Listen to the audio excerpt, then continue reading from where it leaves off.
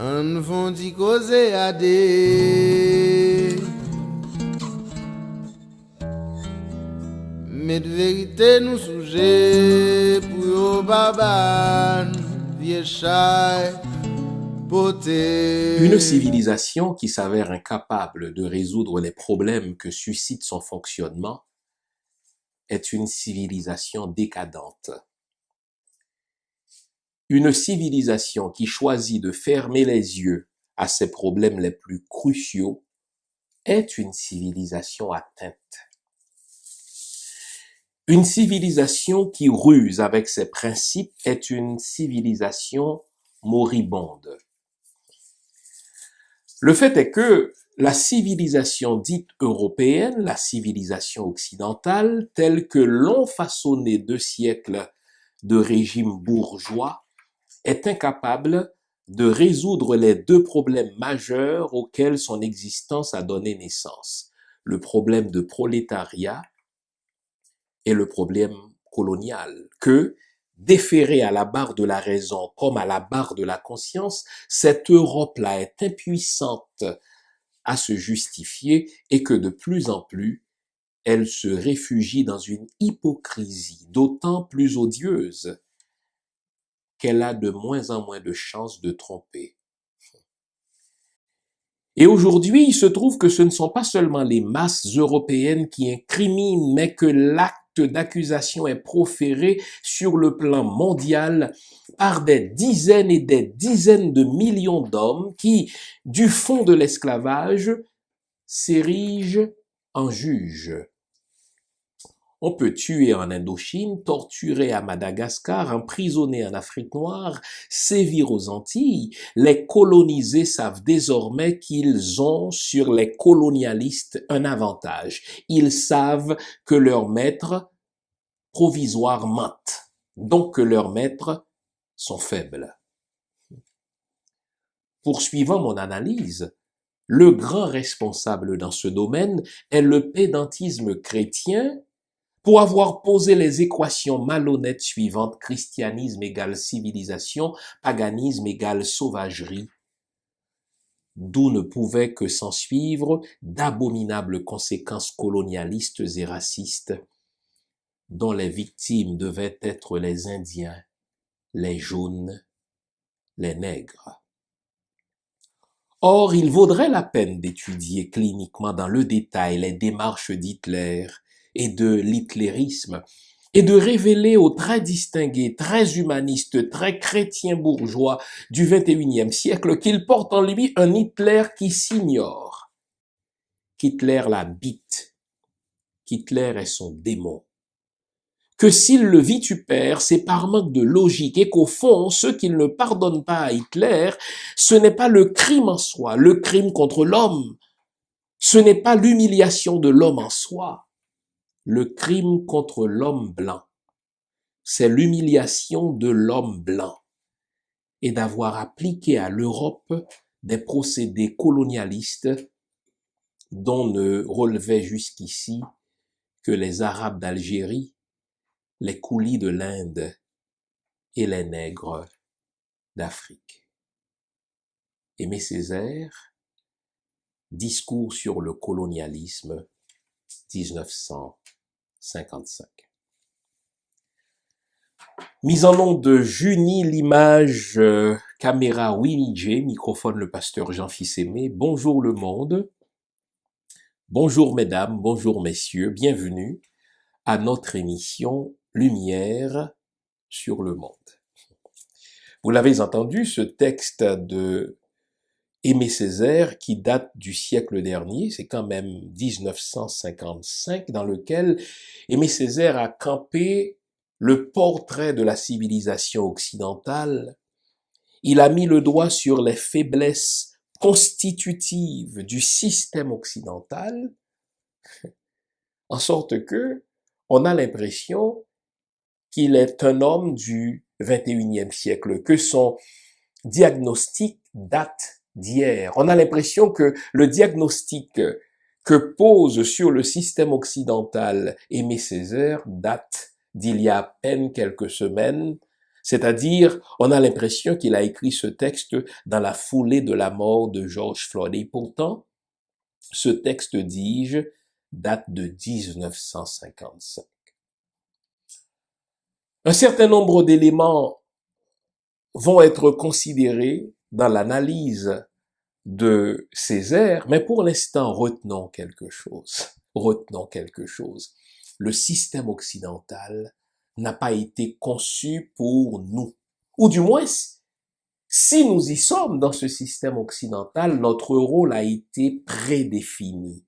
Nous sommes condamnés à être des victimes dans ce système.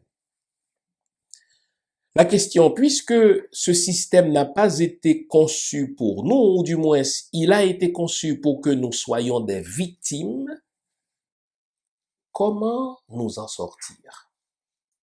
Telle est la question d'aujourd'hui. Comment sortir de ce système qui a été conçu pour que les Africains et les Afro-descendants soient des victimes? On a le choix. Continuer à être les victimes de ce système qui a été conçu comme tel, nous en sortir pour créer notre propre système. Voilà le sujet d'aujourd'hui. Je vous veux éveiller, vous connaissez le rituel, je vous invite à vous faire une bonne tasse de thé, à vous offrir une bonne tasse de café, en tout cas à vous offrir tout ce qui est de nature à vous garder en état attentif, car aujourd'hui encore, nous allons nous dire les vraies affaires.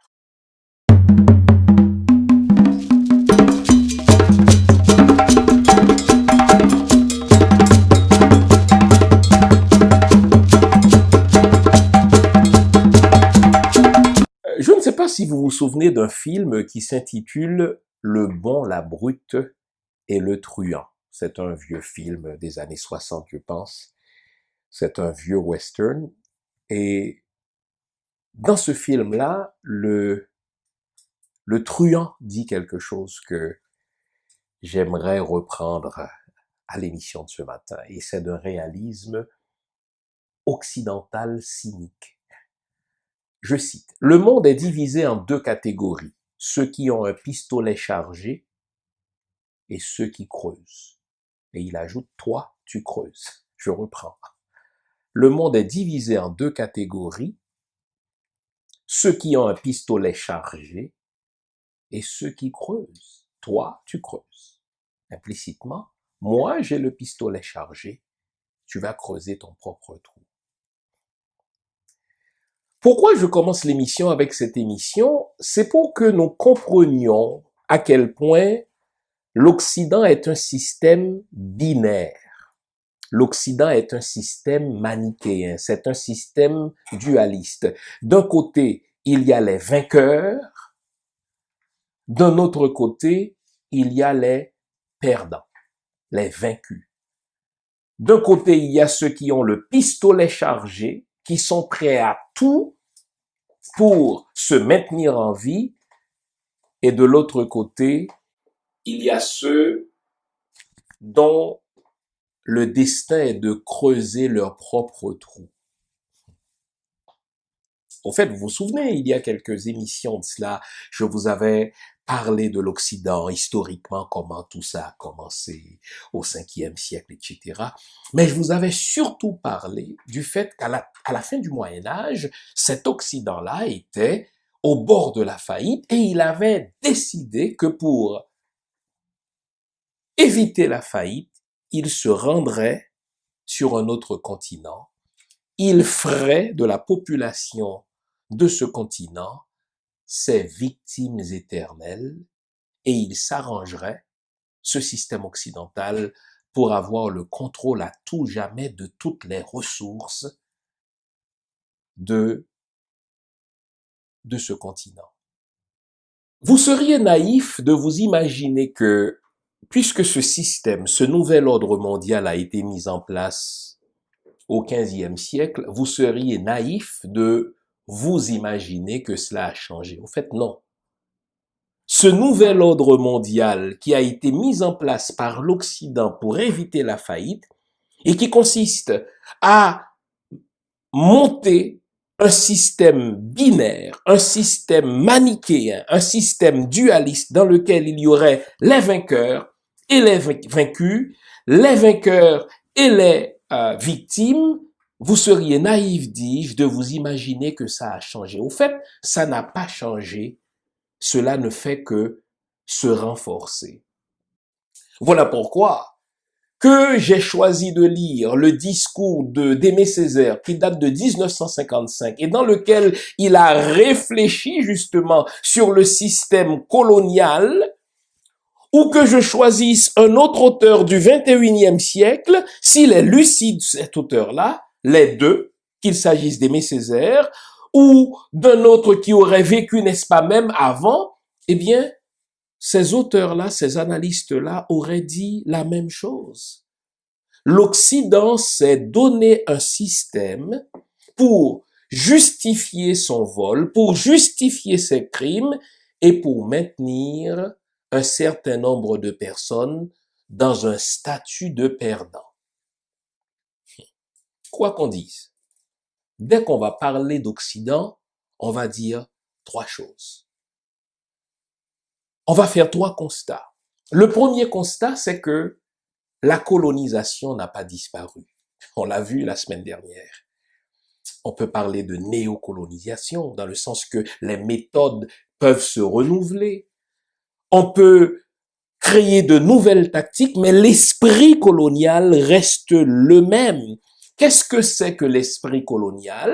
C'est qu'il y a un ensemble de peuples, entendons sans écart des Européens et leurs descendants, qui estiment qu'ils sont supérieurs et que sur la base de leur supériorité, ils peuvent se rendre ailleurs, mobiliser les ressources des autres, s'en accaparer et réduire ces autres-là en serviteurs. Maintenant, le nom de serviteurs, d'esclaves, de colonisés, de victimes, n'est-ce pas? Ce nom peut varier, mais la mentalité manichéenne, la mentalité dualiste n'a pas changé, en sorte que elle impose ce premier constat, la colonisation n'a pas disparu. Deuxième constat, suivez-moi bien. Depuis le 15e siècle, les victimes sont toujours les mêmes. Depuis que l'occidental a décidé que les Africains étaient inférieurs et que leurs descendants seraient leurs serviteurs à tout jamais, eh bien, les victimes sont toujours les mêmes. Que vous vous promeniez aux États-Unis, que vous vous promeniez en Europe, que l'on se promène, n'est-ce pas, dans les Antilles, regardez toujours, n'est-ce pas, le profil épidermique des pauvres. À part quelques rares exceptions, les victimes sont les mêmes. Et troisième constat, l'Afrique demeure le grenier du monde. Quoi qu'on dise, l'avenir du monde, c'est l'Afrique. Quoi qu'on dise, l'Afrique va rester, n'est-ce pas, le plus grand fournisseur du monde occidental en termes de matières premières. Donc, vous notez que du 15e siècle au 21e siècle, il y a trois constats qui s'imposent. Premier constat, la colonisation demeure. Parce que la colonisation, c'est pas seulement un ensemble de faits. La colonisation, c'est un état d'esprit. La colonisation, c'est pas seulement un ensemble de faits. La colonisation, c'est un ensemble d'institutions. La colonisation, c'est pas seulement un ensemble de faits. La colonisation, c'est un ensemble de lois. Deuxième constat, les victimes sont les mêmes. Les Africains et leurs descendants. Il peut y avoir parmi les Africains quelques-uns qui s'en sont sortis et qu'on considère désormais comme des privilégiés, des exceptions, mais en gros, la colonisation fait des victimes toujours à partir des mêmes populations, les Africains et leurs descendants, ce qu'on appelle les afrodescendants. Et troisième constat, dès que l'Occident s'était rendu compte que l'Afrique était le continent le plus riche, le continent le plus doté en matière de ressources et justement de matières premières, eh bien, ça n'a pas changé. L'Afrique a été, est le grenier du monde et l'Afrique est l'avenir du monde. Et je voudrais que vous reteniez quelque chose. Ce système-là n'a pas été conçu pour notre bien à nous, les Africains et les Afro-descendants. Au fait, ce système-là a même été créé contre nous. Il a été conçu sans nous. Il a été conçu pour notre malheur. Et même s'il y a eu des révolutions, même s'il y a eu quelques changements par la suite, rien n'a changé fondamentalement au fait que le système occidental a été conçu contre nous. En sorte que la question qu'il faudra se poser, puisque je vais le démontrer, ce système n'a pas été conçu pour notre bien, il a été conçu contre nous. Nous aurons deux choix. Soit de continuer à vivre à la manière dont ceux qui ont conçu le système veulent que nous vivions, ou alors que nous choisissions de nous en sortir en nous donnant un système qui nous convienne à nous. Regardons comment rien n'a changé malgré le fait qu'il n'y a pas d'esclavage, malgré le fait qu'on parle de décolonisation, malgré le fait qu'on parle d'indépendance des États anciennement colonisés, rien n'a changé. Regardons quelque chose. En préparant l'émission, cette semaine, je suis tombé sur des accords secrets que la France a signés avec les pays africains francophones. Je voudrais rapidement vous dire de quoi il s'agit dans ces accords secrets entre la France et des pays africains francophones.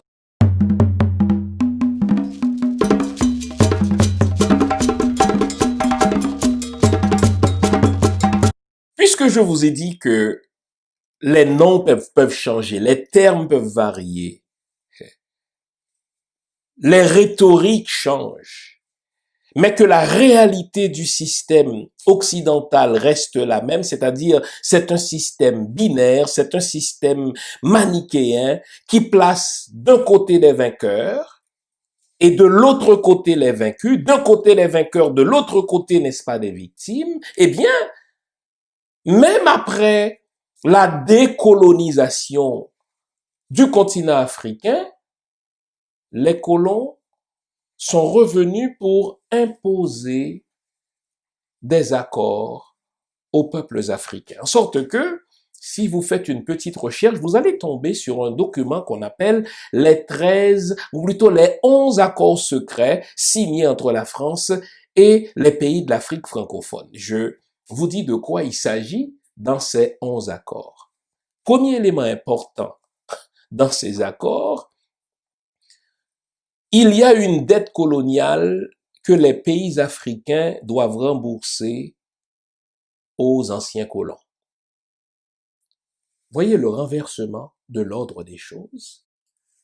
On vous a colonisé, on s'est emparé de votre personne, on s'est saisi de votre territoire, on s'est emparé de vos ressources naturelles, mais puisqu'après un certain temps, il était intenable de vous maintenir dans cet état de sous-humanité, on a procédé à la décolonisation, mais malgré le fait qu'on a procédé à la décolonisation, l'ancien colon vous dit qu'il y a une dette pour la période de la colonisation que vous avez subie, et contrairement à toute logique, cette dette-là, c'est vous qui devez l'éponger, c'est vous qui devez la payer.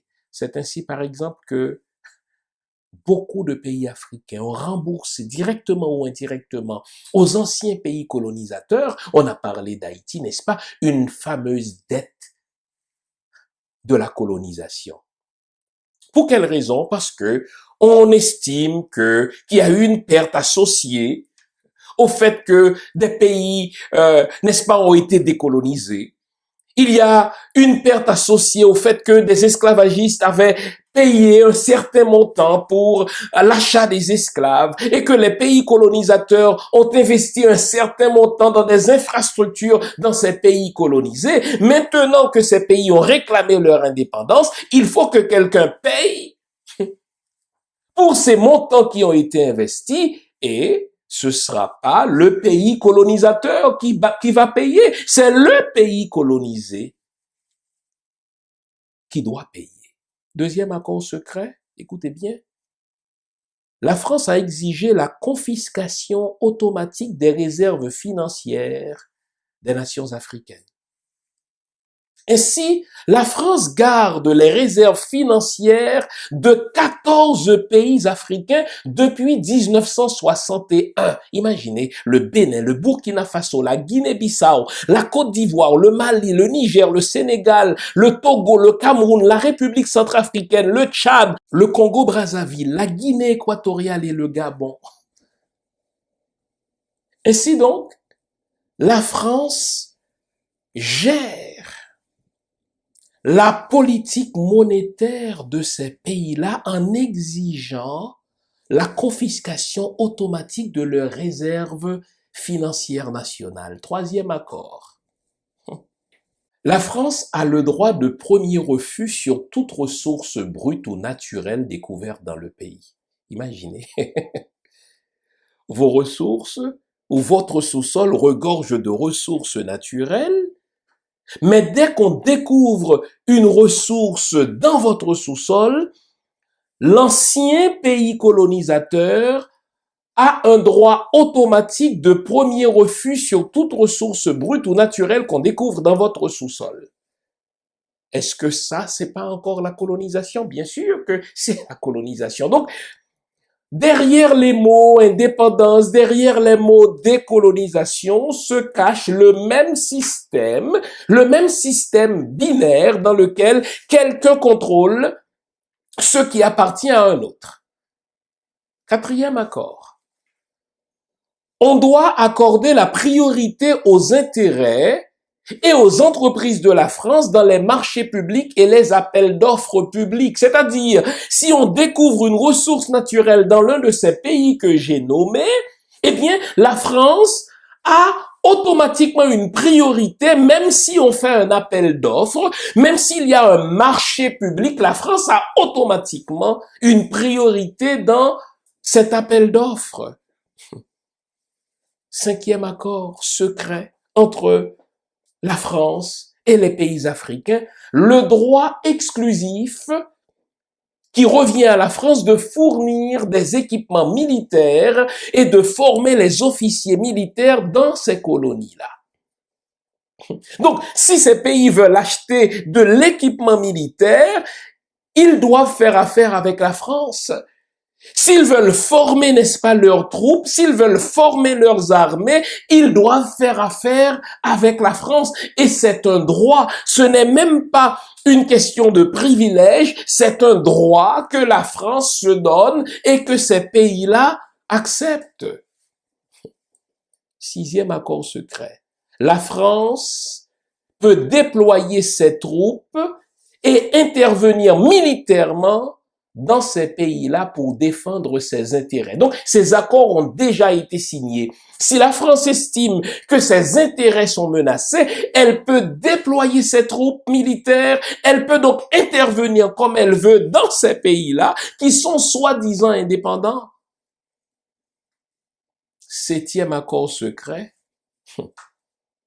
l'obligation de faire du français la langue officielle et la langue pour l'éducation. Et vous allez voir que dans ces pays-là, normalement, les autres langues sont reléguées au rang de dialecte parce que la langue de l'éducation, la langue officielle, c'est le français. Et c'est un droit que la France s'est donné dans ses accords secrets qu'elle a imposés avec ces pays soi-disant indépendants. Huitième accord secret. L'obligation d'utiliser le franc CFA, c'est-à-dire le franc des colonies françaises d'Afrique. Vous avez l'obligation d'utiliser cette monnaie parce que cette obligation vous est imposée par l'ancien pays colonisateur qui demeure le colonisateur, la France. Neuvième accord secret, l'obligation d'envoyer en France un bilan annuel et un rapport d'état des réserves nationales. Ils ont l'obligation d'envoyer en France un bilan annuel et un rapport de l'état de leurs réserves. Dixième accord secret, renoncer à toute alliance militaire avec d'autres pays, sauf sur autorisation de la France.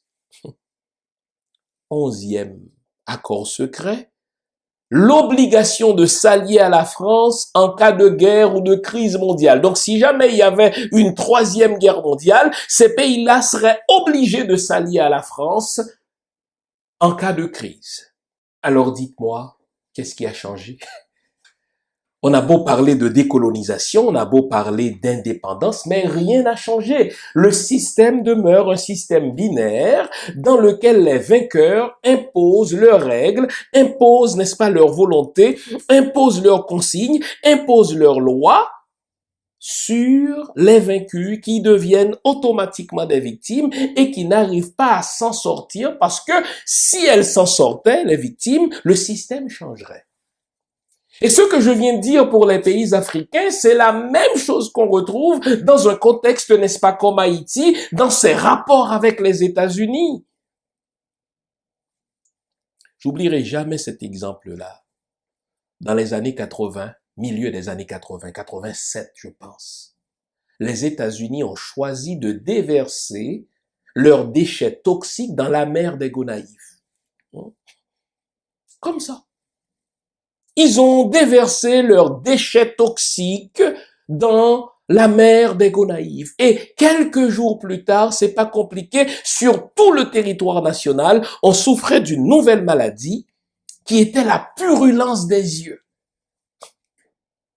Après un certain nombre de semaines, après un certain nombre de mois et de discussions, etc., bon, on a décidé de repartir avec ces déchets toxiques. Sauf que le mal a été fait.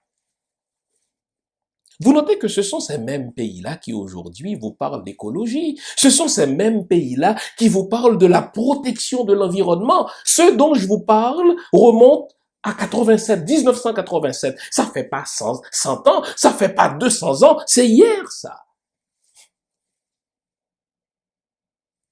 Ce système-là, les amis, n'a pas été conçu pour nous. Il a été conçu contre nous. La question, c'est comment on fait pour s'en sortir?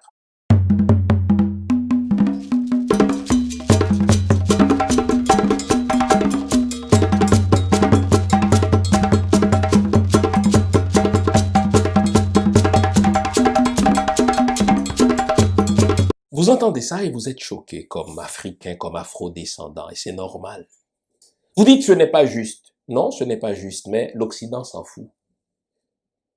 Ce que vous devez savoir, c'est que tout ce que l'Occident fait est légal.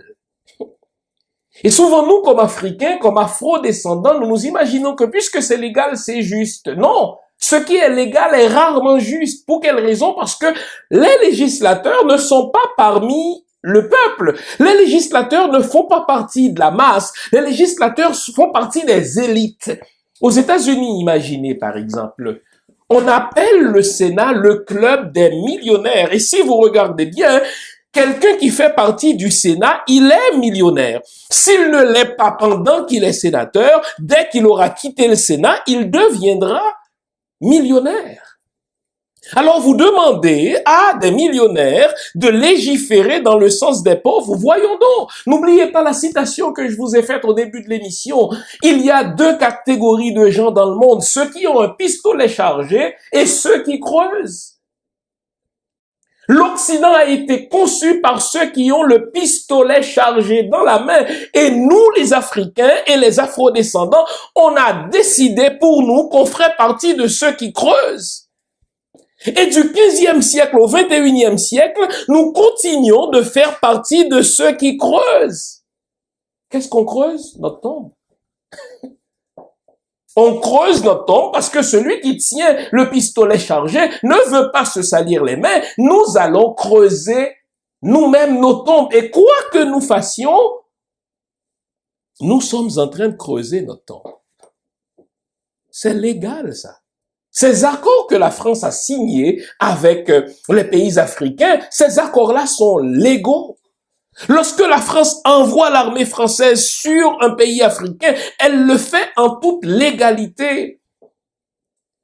Lorsque les États-Unis sont entrés en Haïti et qu'ils ont décidé de donner une nouvelle constitution au peuple haïtien, cette constitution a été écrite à la Maison-Blanche, mais c'était quand même une constitution qui allait être votée par le Parlement haïtien. Donc ne vous préoccupez pas de la loi, ne vous préoccupez pas de ce qui est légal en Occident. Ce qui est légal en Occident n'est pas juste. Martin Luther King rappelait en son temps, il disait aux Américains, rappelez-vous que tout ce que faisait Hitler était légal. Et c'est vrai. Hitler a fait élire son parti, il est devenu chancelier légalement, et toutes les décisions de Hitler ont été votées par le Parlement. Et imaginez, la première loi qu'Hitler a votée, c'était une loi en faveur des animaux. Il était très tendance. Sauf que la loi n'est jamais aux côtés des victimes. Puisque tout ce que fait l'Occident est légal, la question, ce n'est pas tant de savoir est-ce que c'est légal, mais c'est plutôt comment créer notre propre système, un système dans lequel nous ne sommes plus des victimes, mais un système dans lequel nous allons être des vainqueurs. L'erreur à ne pas faire, c'est d'imaginer que s'il y a l'un des nôtres qui parvient au sommet du pouvoir, il va travailler pour nous. Non. Je vous pose la question. Citez-moi une seule grande décision que Barack Obama a prise qui a fait avancer la cause des Noirs. Une seule. Une seule. J'ai écrit un article dans lequel j'ai fait la démonstration contraire. En dehors de la symbolique Obama, le fait pour mes enfants de voir qu'un Noir a été élu président des États-Unis leur envoie un message positif puissant, je veux bien. Mais citez-moi un seul fait d'armes de Barack Obama qui ait fait avancer la cause des Noirs. Aucun. Pendant les 2 premières années de son mandat, Barack Obama avait le contrôle des 2 chambres, et la Chambre des représentants et le Sénat. Les 2 chambres étaient à majorité démocrate. Mais est-ce qu'il a fait avancer, par exemple, le projet de loi pour la réparation des torts causés par l'esclavage, la ségrégation et le péonnage, n'est-ce pas, aux afrodescendants? Nullement. Sous la présidence de Barack Obama, les policiers blancs ont continué à tuer, n'est-ce pas, des citoyens afro-américains. On avait un président noir au bureau ovale. Sous la présidence de Barack Obama, Sarkozy, l'assassin de Kadhafi, a réussi à organiser une coalition mondiale dans laquelle les États-Unis de Barack Obama étaient impliqués et on a assassiné ce leader Kadhafi. Pourquoi? Parce que Barack Obama était le président des États-Unis et non le président des Afro-descendants. Il était le président américain et non le président des Noirs. Souvent, on se trompe en nous imaginant que s'il y a telle personne à la tête, n'est-ce pas, de tel pays, telle personne à la tête du pouvoir, notre cause va être automatiquement avancée. Non!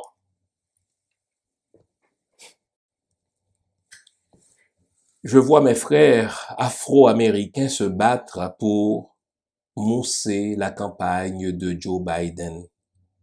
Comme si quelque chose de fondamental allait changer si Joe Biden remplaçait Donald Trump à la Maison-Blanche. Je ne veux pas vous décourager, mais rien ne changera fondamentalement. Je veux pour preuve l'exemple suivant.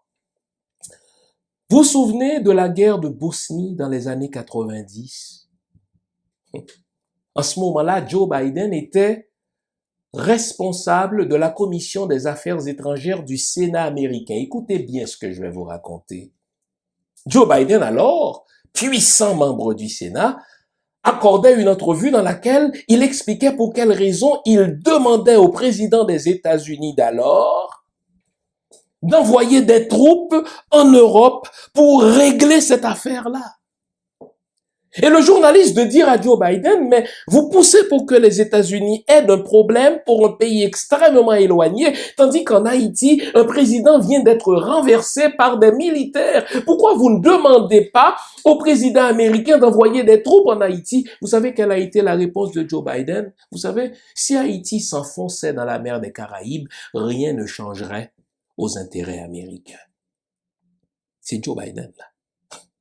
Celui en qui on voit une espèce de messie pour les Afro-Américains, c'est lui, ce n'est pas Trump qui a dit « Si Haïti s'enfonçait dans la mer des Caraïbes, rien ne changerait aux intérêts américains. Donc, mieux vaut envoyer les troupes en Europe parce que là, il y a des Blancs, parce que là, il y a des armes nucléaires, mais en Haïti, on n'a pas grand-chose à défendre là. Donc, si tout Haïti et toute sa population s'effondrait dans la mer des Caraïbes, rien ne changerait aux intérêts américains. »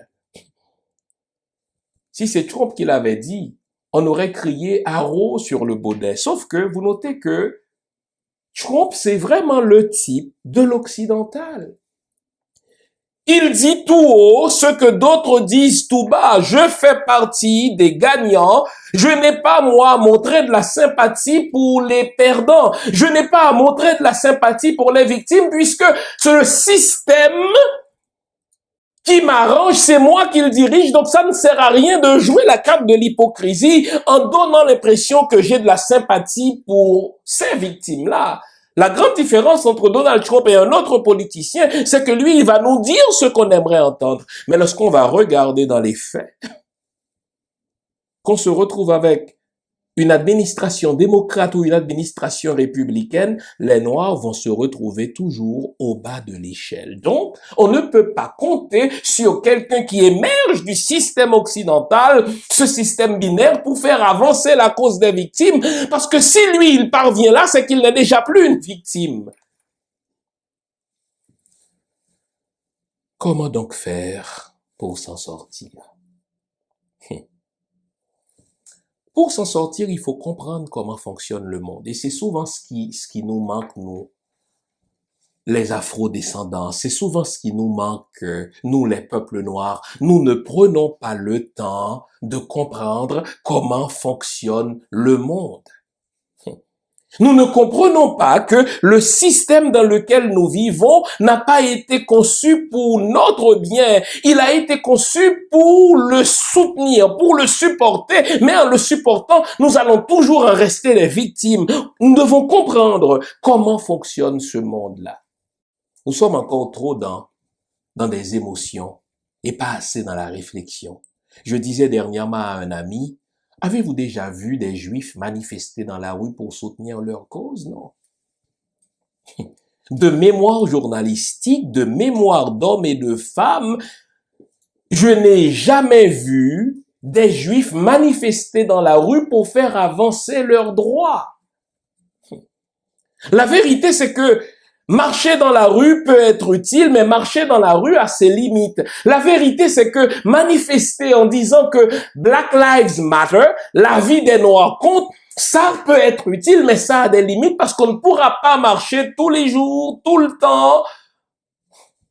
On aura autre chose à faire. Et le momentum qu'il semble y avoir de nos jours à la suite de la mort, n'est-ce pas, de George Floyd, ce momentum-là ne restera pas toujours. Donc, nous devons faire autrement que de marcher. Nous devons faire autrement que de manifester. Nous devons faire autrement que de tenir des pancartes en disant que la vie des Noirs compte. Oui, la vie des Noirs compte. Mais tout ce que nous risquons d'obtenir par ces manifestations, tout ce que nous risquons d'obtenir par ces marches, tout ce que nous risquons d'obtenir par ces pancartes, c'est que des entreprises fassent de grandes déclarations. C'est que des organisations publient, n'est-ce pas, quelques beaux communiqués. C'est que certains conseils d'administration placent un noir ou une femme noire dans un conseil de 17 membres, par exemple, pour éviter désormais qu'on taxe cette entreprise-là de racisme. Mais la cause des Noirs ne changera pas en faisant des manifestations ou en organisant des marches. pour sortir du système, il faut faire autre chose. Et je voudrais indiquer quelques jalons aujourd'hui.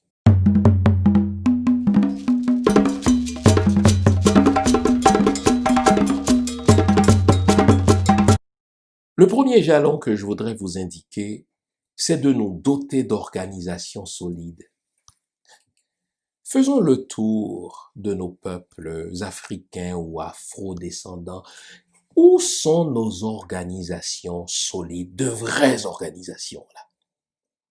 Des organisations qui ont une doctrine, des organisations qui ont un agenda, des organisations qui ont une idéologie, des organisations qui développent une conscience identitaire, des organisations qui font la promotion d'un discours pro-noir, des organisations qui font la transmission de la mémoire, des organisations qui font la transmission de l'histoire des peuples noirs, des organisations qui font la transmission des valeurs des peuples noirs. Cherchez-en, vous n'allez pas trouver énormément d'organisations politiques, citoyennes, solides, auxquelles nous nous identifions tous.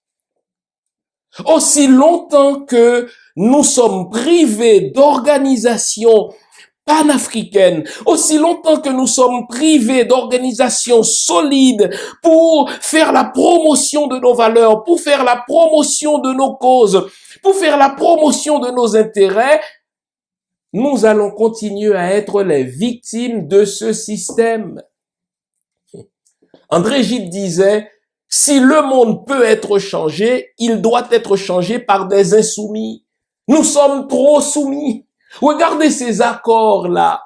Ces accords entre la France et les pays africains. La bonne question, la France aurait pu demander, n'est-ce pas, ces accords-là à ces pays africains, mais ça prend des hommes d'État africains pour les signer. Comment ont-ils pu signer ces accords-là qui sont à leur face même contre leur peuple?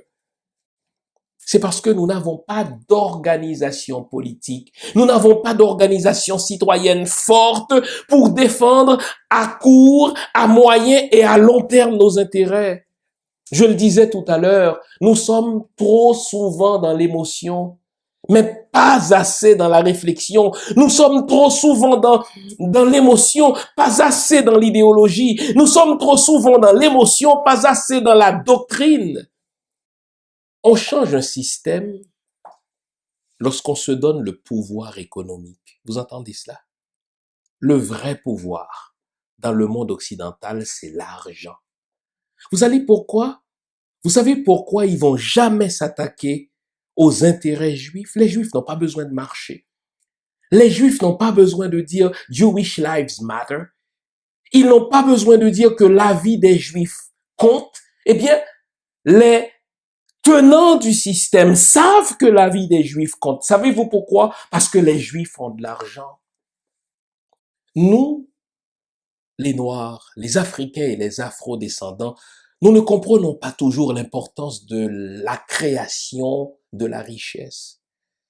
La règle fondamentale, si on veut changer le système, c'est de savoir faire de l'argent et de garder de l'argent dans notre groupe racial.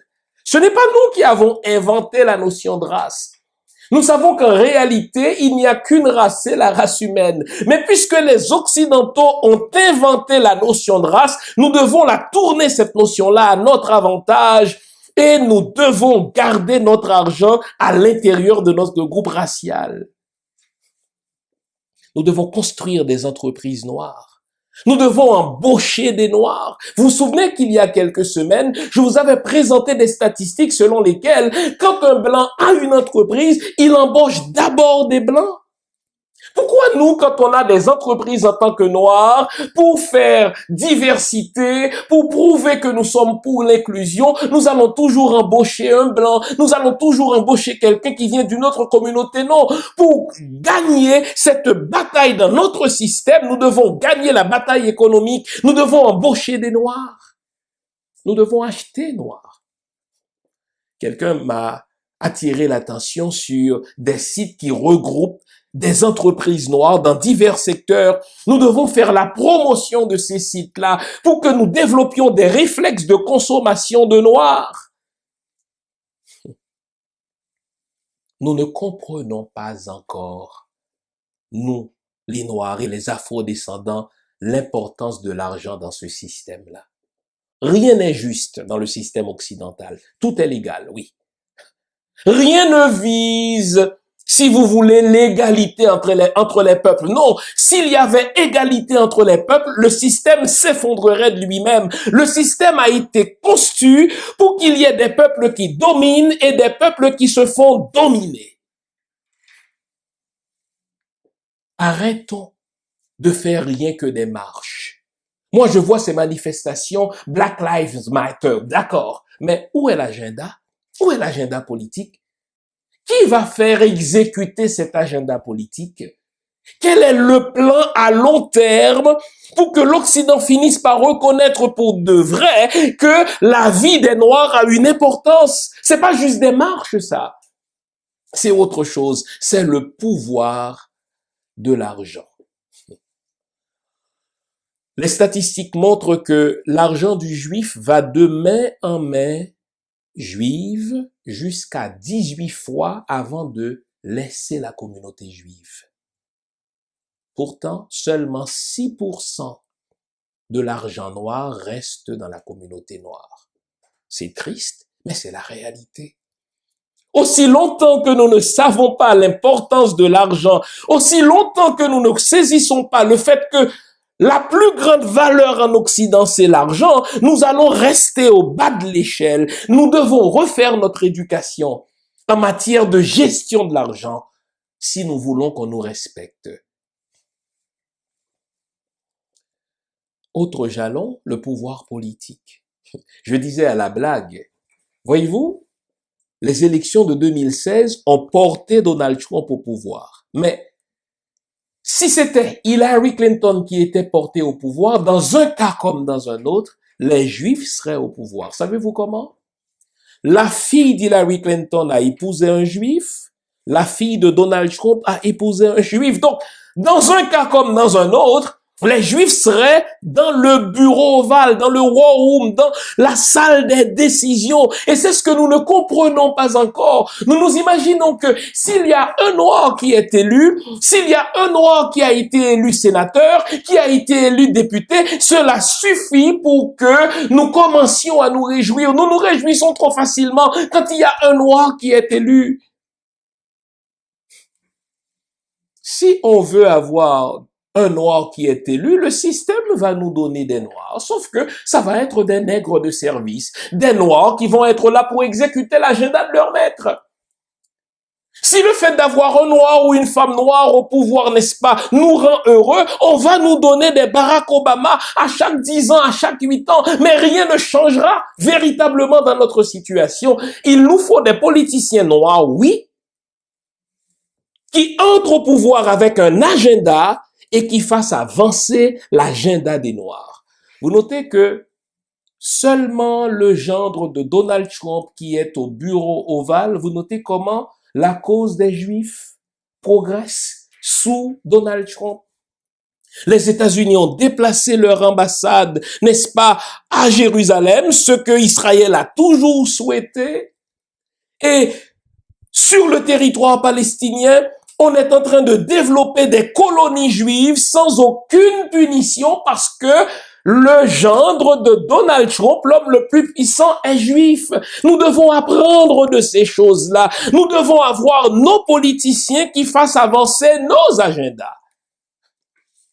Mais regardez le type de politiciens que nous avons, que ce soit en Afrique, dans les Antilles, en Haïti. Nous avons des gens dont tout le plaisir, toute la fierté consiste à être l'ami des Blancs. Nos présidents africains, on dirait qu'ils se sentent humains lorsqu'ils sont invités à l'Élysée et qu'ils se font photographier avec le président de la France. Les présidents d'Haïti se sentent fiers et hommes seulement lorsqu'ils sont invités à la Maison-Blanche. S'ils ne sont pas invités à la Maison-Blanche, on dirait qu'il manque quelque chose à leur présidence. Et même nous, on pense qu'ils ne sont pas tout à fait présidentiables parce qu'ils n'ont pas encore été invités à l'Élysée, parce qu'ils n'ont pas encore été invités à la Maison-Blanche. Mais d'où nous vient ce complexe-là? que si un président n'est pas invité à l'Élysée, s'il n'est pas invité au bureau ovale, il n'est pas suffisamment président. Nous devons nous poser ces questions-là. Et le blanc, il sait cela. Voilà pourquoi pour une photo avec un président français, pour une photo avec un président américain, pour une invitation, n'est-ce pas, au département d'État, nos dirigeants sont prêts à vendre ce pays dans notre dos. Regardez ces 11 accords secrets. Si nos chefs d'État africains, si nos chefs d'État afro-descendants, si nos chefs d'État noirs n'étaient pas de véritables pantins, auraient-ils accepté ce type d'accord? Voilà pourquoi nous devons investir les avenues du pouvoir politique et y envoyer des gens qui y entrent avec nos agendas politiques. Savez-vous pourquoi l'Afrique et les pays noirs sont au bas de l'échelle mondiale? Parce que nous, les populations noires, nous laissons faire nos politiciens. Nous ne sommes pas suffisamment révolutionnaires. Nous ne sommes pas suffisamment conscients du fait que le traitement que nous recevons dans nos pays n'est pas digne d'êtres humains. On dirait que tout à coup le mot révolution devient un mot toxique, on a peur de l'utiliser. Il nous faut des révolutions dans nos pays car les dirigeants qui se retrouvent à la tête de nos pays ne sont pas dignes de nous. Ils signent des accords secrets avec nos ennemis, ils signent des accords secrets avec nos colons, mais des accords qui sont contre nos intérêts. Car eux, tout ce qu'ils veulent, c'est de rester au pouvoir. Tout ce qu'ils veulent, n'est-ce pas, c'est d'être invités par les pays tuteurs ou tutélaires. Tout ce qu'ils veulent, n'est-ce pas, c'est de se faire réélire. Et au diable nos intérêts nationaux, nous devons pousser à la tête du pouvoir politique des hommes et des femmes qui vont faire avancer nos agendas. Nous devons développer des réflexes identitaires. On dirait qu'avec le temps, nous sommes devenus des noirs honteux. Quand un blanc voit un autre blanc, il dit « voici l'un des miens ». Quand un blanc voit un noir, il voit que c'est un noir, même s'il ne vous le dit pas.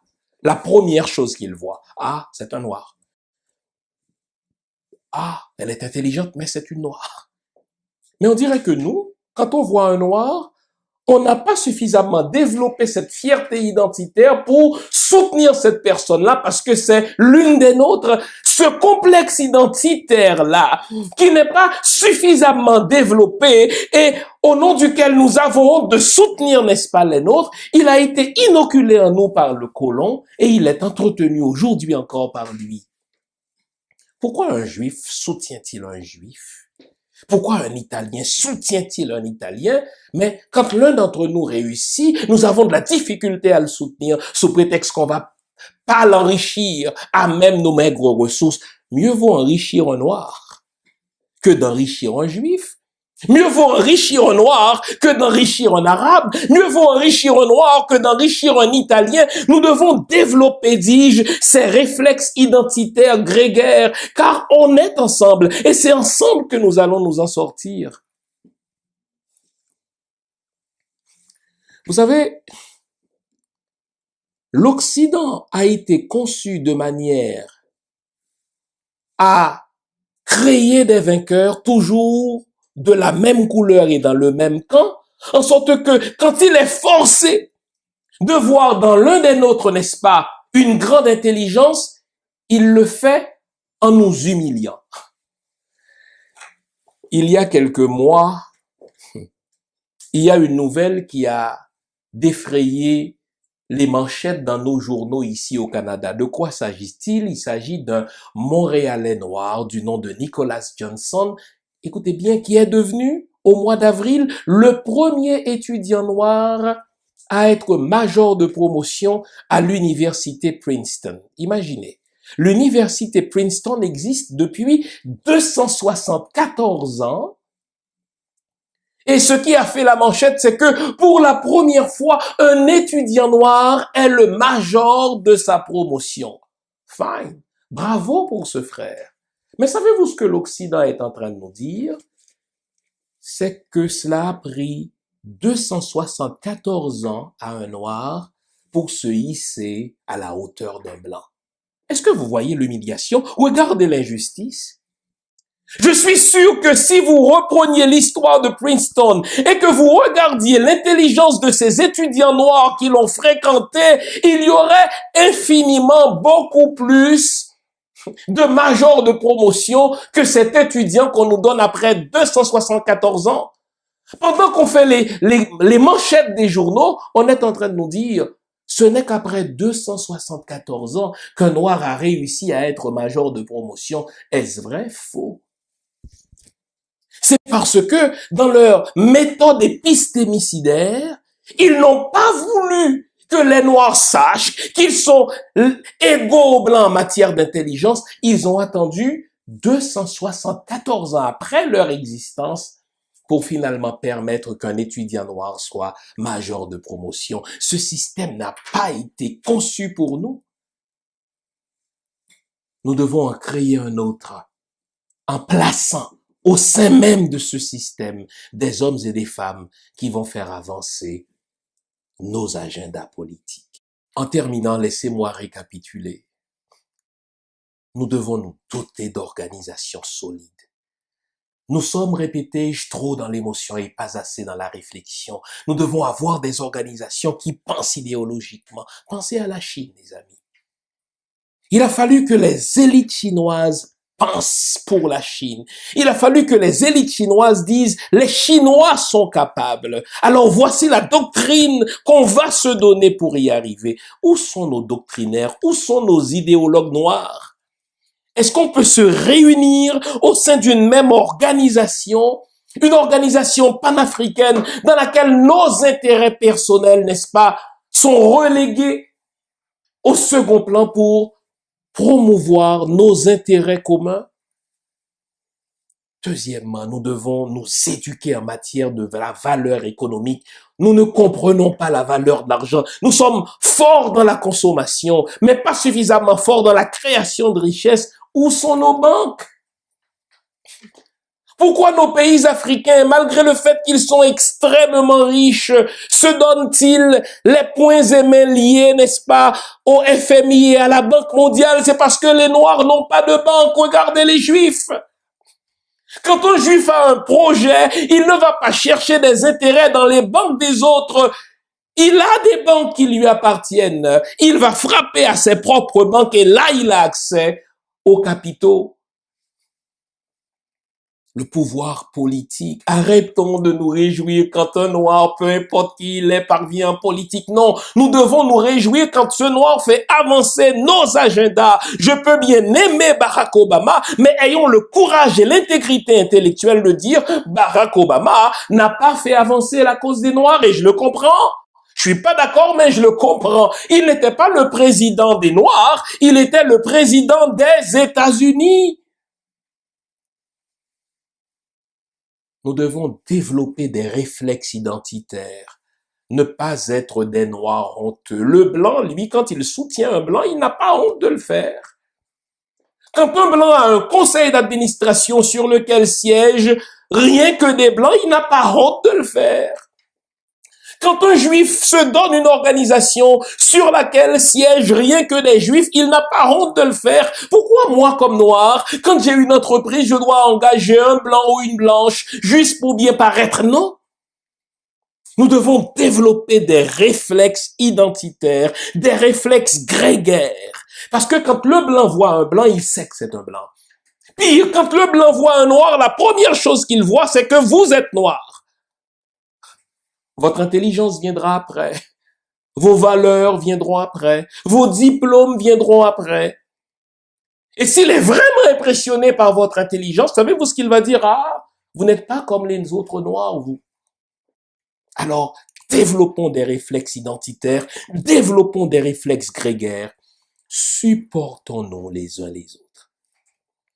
Tout ceci pour vous dire, je ne vois pas comment je peux faire l'économie du panafricanisme si je veux changer le monde. Les Occidentaux se sont donné un système pro-occidental. Les Européens se sont donné un système pro-européen et les autres peuples n'en sont que des victimes. Comment moi, Africain, comment moi, Afro-descendant, je peux faire l'économie d'un système panafricaniste? Il nous faut faire la promotion de ce que nous avons en commun. Il nous faut faire la promotion de ce qui va faire avancer nos causes parce que on est ensemble.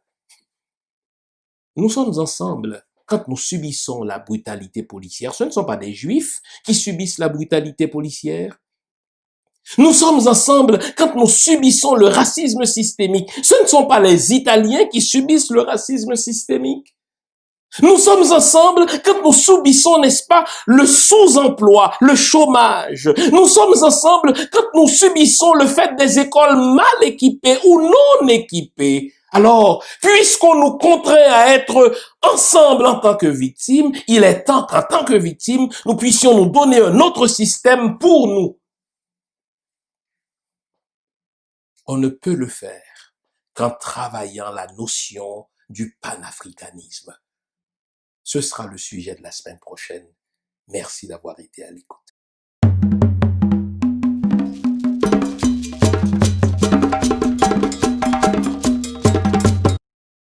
Mes chers amis, laissez-moi vous remercier sincèrement, mais là, je suis fier de vous.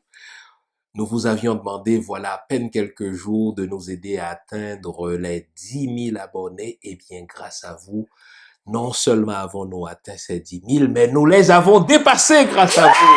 On vous applaudit. L'équipe est en train de pousser beaucoup de bruit. Donc, alors, comme promis, nous allons faire un tirage de 5 livres pour les anciens abonnés et 5 livres pour les nouveaux abonnés. Dans la langue créole haïtienne, on dit qu'il faut jamais rejeter un vieux chaudron parce qu'on sait jamais, on peut en avoir besoin. Donc, 5 livres pour les anciens abonnés et 5 livres pour les nouveaux abonnés.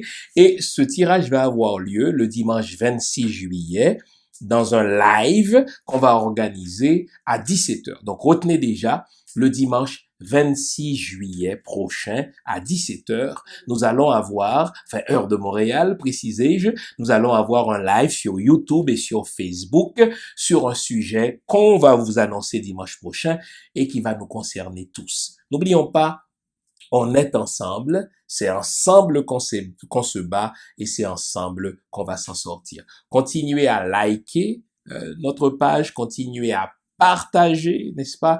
Et surtout, continuez à vous abonner. 3 verbes, on like, on share et on s'abonne. Merci beaucoup, à la semaine prochaine. Au revoir.